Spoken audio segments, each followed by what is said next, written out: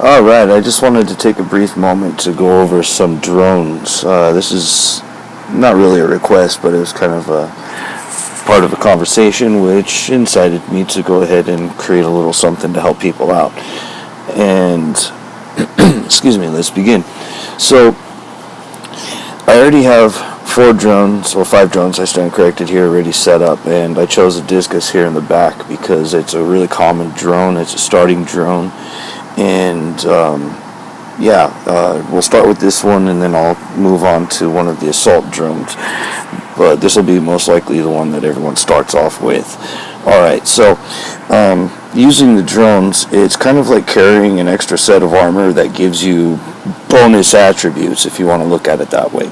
So if I'm going to set this drone up starting off, I want to have it to where it's going to be either set up to where it can be used with just about any bot, or specifically for a bot.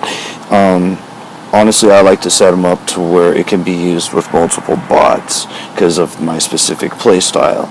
And I like to play as more of a support, suppression, somewhat assault. I think you get the point. But anyway, so moving on. Excuse me. So what we have here is, for example, this mod is an inhibited defender. So as long as the lockdown effect is active on your robot, it increases the power of the robot's defense system, which is pretty good, especially if you're one of those that gets locked down, mostly like flying robots or fast ones, ones that seem to draw a lot of attention, especially like hawks nowadays. So Nightingales are also in that category. And I like to use ones that will assist you, especially when you're in a fight or flight situation. So like Revitalizing Defender, for example, this is a good one to look at. After you use your repair unit or advanced repair unit, it increases the power of your defense system, which is okay. We have some of them that are capable of healing you. So like a Recurrent Emergency Defender here, and you can combine these in order to make a higher tier Recurrent Emergency Defender, which is highly recommended. And as you can see here, when the robot's durability falls below 35%, it increases the power of the robot's defense system. So those are pretty good. Other ones will actually heal your bot. Let's see what we have here, because we have different categories, and you'll learn that as you go. Because the category of the mod chip, when you first pick it up, or even see one that you want to purchase, or whatever the case may be, if you look at the top left of that panel, it has an icon, just like this one here, where it's kind of like a circle with a strike through the middle of it, like that. That shows where it pairs up on your drone's slot availability. So starting from the top left of these right here, where your mod chips go, you've got the square, you've got the circle, top right, we have the diamond, below that we have the triangle, and then we also have the diamond below that. So those are different categories, and we'll go over that at some other point in a different video. This is kind of just to give you an idea of how to set up the drone, how to use it, how to plan ahead for using it. So let's move on here. So we'll look at one of these circles. This is a really good one, especially if you have a bot that has suppression. So let's say you're using Pulsar, okay? So you have a bot that uses Pulsar. You want to be able to lock down, suppress them, or you can even add freeze to your shots. So for Nightingale, for example, my favorite setup is 2 Pulsar and a Shredder. That Shredder has an extremely high rate of fire. Okay, so with that 0.1% on the freezer, that's going to add that accumulation to each shot. So the higher tier, the better it is. And again, that just gives you an idea on how to pair that up with your bot, with your weapons, And if I had Lockdowner in here, that would basically be one that I'd be throwing in there. This one right here I'd like to point out is the control resistor, which is wonderful, especially again if you're one of those bots that gets locked down, because it slows down that accumulation effect for the suppression, lockdown. I think lockdown's included on that. I'm pretty sure it is, but anyway, anything that accumulates an effect on there. So yeah, they're all included. And so, for example, this one reduces it by 25%.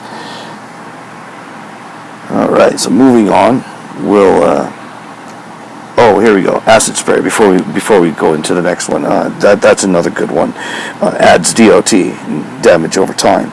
So again, if you're using a bot that has weapons like Wasp, there you go. You want to pair it up with that. Cryo. That would be paired up with Freezer. So it increases your accumulation rate like insane. Battery microchip. These are important also. Increases your battery capacity. Higher tier, the more capacity. But you do have a max capacity. So if you look at Discus here at the top, it has that little power symbol right there, 0 of 22. So you have a total of 22 points. If you add a battery mod chip, that increases the number, but it also takes away from one of those slots. So it's all basically strategy. All right, so phasing renovator is a good one to look at because a lot of people like to use that phase shift. So when you come out of phase shift using that renovator, it will repair your durability, and they have different tiers. And here's the one that heals you, recurrent crashing repair.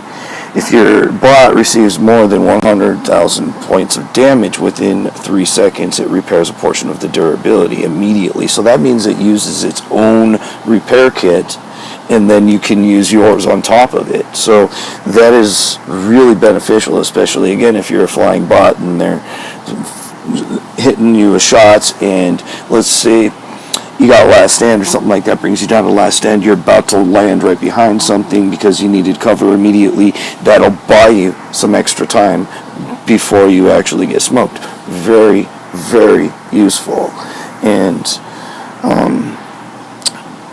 so I mentioned combining microchips. That's right here down at the bottom of the screen, and you choose that. And if you look at your mod chips on the top right, that gives you an idea of how many they are available. So there's 12 for my recurrent crashing repair, for example, here. Okay, and then there's 2 for this one, and then we have 61 for this one. That's a high number, perfect number for combining. So I believe the system will choose from the max number. So let's see what happens when you hit autofill. And it did. So it pulled from each one of those, and it will allow you to combine those, or you can select them singly, which is beneficial for the number of 61, for example. I'm pretty sure you'll get the point at some point when you get it. But anyway, just try it out. There's really no way to mess it up because you can only combine mod chips or microchips. I keep calling them mod chips, microchips of type, of their type. So you can't take one and combine it with one of a different type, in other words. So moving on, that looks like that's basically it. And we'll take a look at an assault drone. The Eye seems to be real popular, and it's easily available once you start working towards them. They're in the operations. Yes, I know you got to pay for them, but you know what?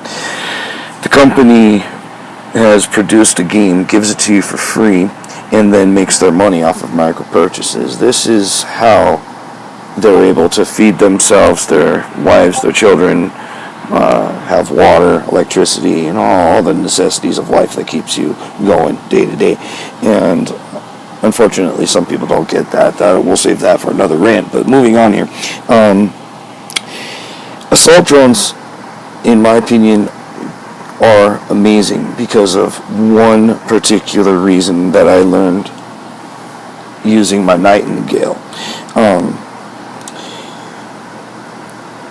You can't use your fire button when you're using your ability because it uses the air support, which is great, especially when you're using Maya Patel. What you want to do though is you want to use target seeking, which means that they automatically lock onto the closest target and then start shooting.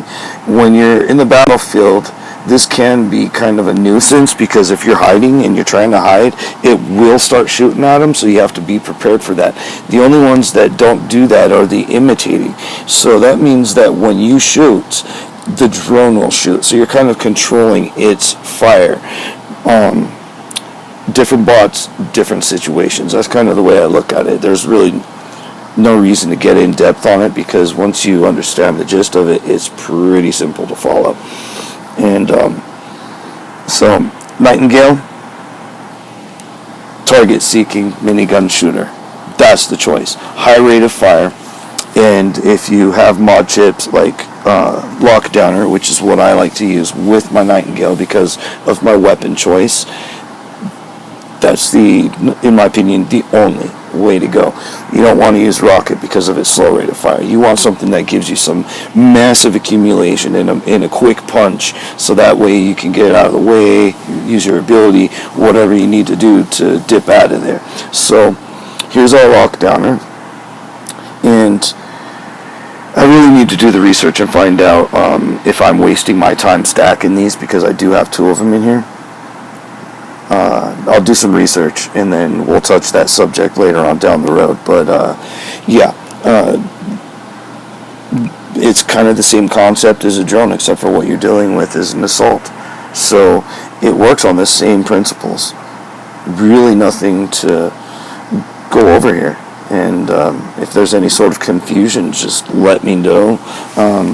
Leave comment, direct message, whatever you want to do. So hopefully this helps out, and thank you for watching and listening.